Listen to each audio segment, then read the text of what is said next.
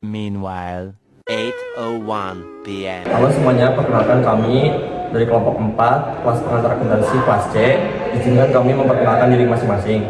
Perkenalkan, nama saya Kemal Syaladin Abitan. Nama saya Michelle Sieni. Nama saya Evelyn Eugenia.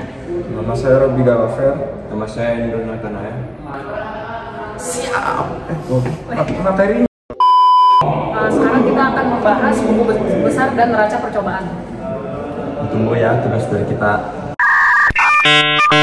Few inches later. Di sini saya akan menjelaskan pengertian buku besar beserta dengan fungsinya. Pengertian buku besar itu sendiri adalah alat untuk melakukan pencatatan laporan keuangan yang di dalamnya berisi rangkuman atau ikhtisar-ikhtisar yang berasal dari jurnal umum atau khusus. Lalu, yang kedua ada fungsi buku besar. Fungsi buku besar itu sendiri, yang pertama adalah sebagai alat untuk meringkas data transaksi yang telah dicatat dalam jurnal umum. Lalu fungsi yang kedua adalah sebagai dasar pengelompokan transaksi yang ada di jurnal sebelumnya. Lalu fungsi yang ketiga adalah sebagai bahan atau informasi untuk menyusun laporan keuangan. Jadi, intinya buku besar itu untuk mengelompokkan akun-akun yang sudah kita buat sebelumnya di jurnal umum. Day 2. Halo teman-teman semua, nama saya Michelle Sieni. Sekarang saya akan menjelaskan mengenai jenis-jenis buku besar. Jenis-jenis buku besar itu ada 4. Yang pertama ada jenis buku besar huruf T. Yang kedua ada jenis buku besar 2 kolom, 3 kolom, dan 4 kolom. Nah, jenis buku besar huruf T itu hanya terdiri dari 4 bagian, yaitu nama akun, nomor akun, kolom debit, dan kolom kredit di bagian kanan, debitnya di kiri. Yang kedua ada jenis buku besar 2 kolom. Pada tabel buku besar dengan 2 kolom ini, informasi mengenai debit dan kredit dipisah, baik jumlah angkanya maupun keterangannya. Kemudian ada jenis buku besar 3 kolom.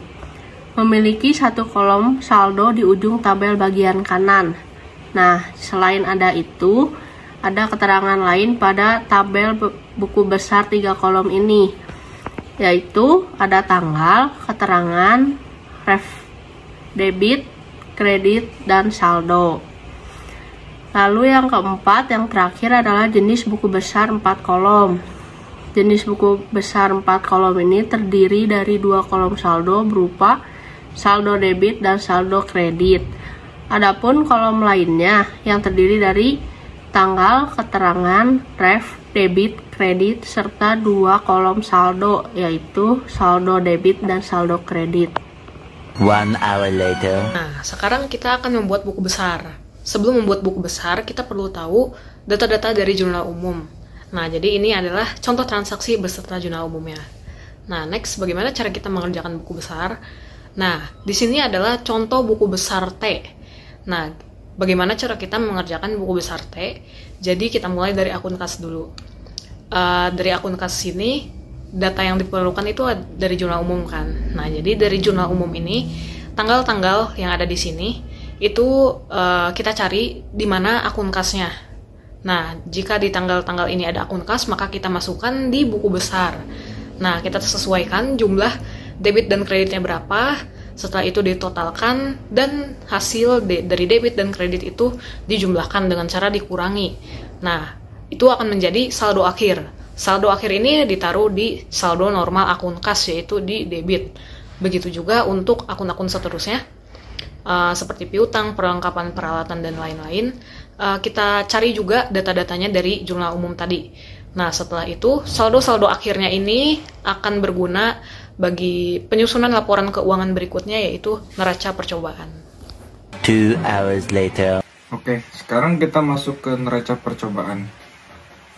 Neraca percobaan atau yang biasa disebut dengan neraca saldo adalah daftar saldo akun yang ada dalam buku besar pada suatu periode tertentu. Neraca percobaan atau neraca saldo yang dibuat untuk memastikan bahwa jumlah saldo debit dan kredit itu hasilnya sama atau balance. Lalu fungsi neraca saldo itu juga adalah untuk memastikan bahwa pencatatan transaksi telah dilakukan dengan benar sesuai dengan prinsip akuntansi, yaitu keseimbangan antara debit dan kredit. A few moments later. Nah, di sini saya akan memberitahu dan memaparkan langkah-langkah pengerjaan neraca saldo. Yang mana neraca saldo itu sendiri merupakan laporan yang berisi seluruh jenis nama akun beserta saldo total dari setiap akunnya gitu. Jadi kita menginput data-data atau hasil saldo akhir yang ada di buku besar yang dicatat dalam buku besar. Nah, kalau misalnya kayak jenis akun 1 itu kayak kas. Nah, di buku besarnya kita saldo akhir dan kasnya dimasukkan ke tabel neraca saldo.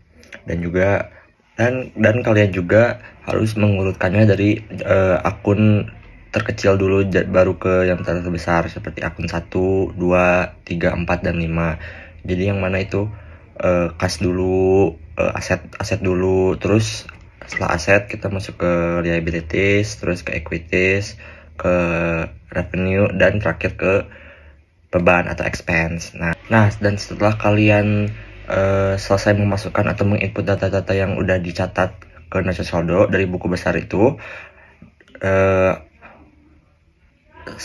saldo hasil dari debit dan kreditnya harus balance atau seimbang. Nggak boleh nggak balance. Kalau nggak balance berarti ada kesalahan yang kalian input.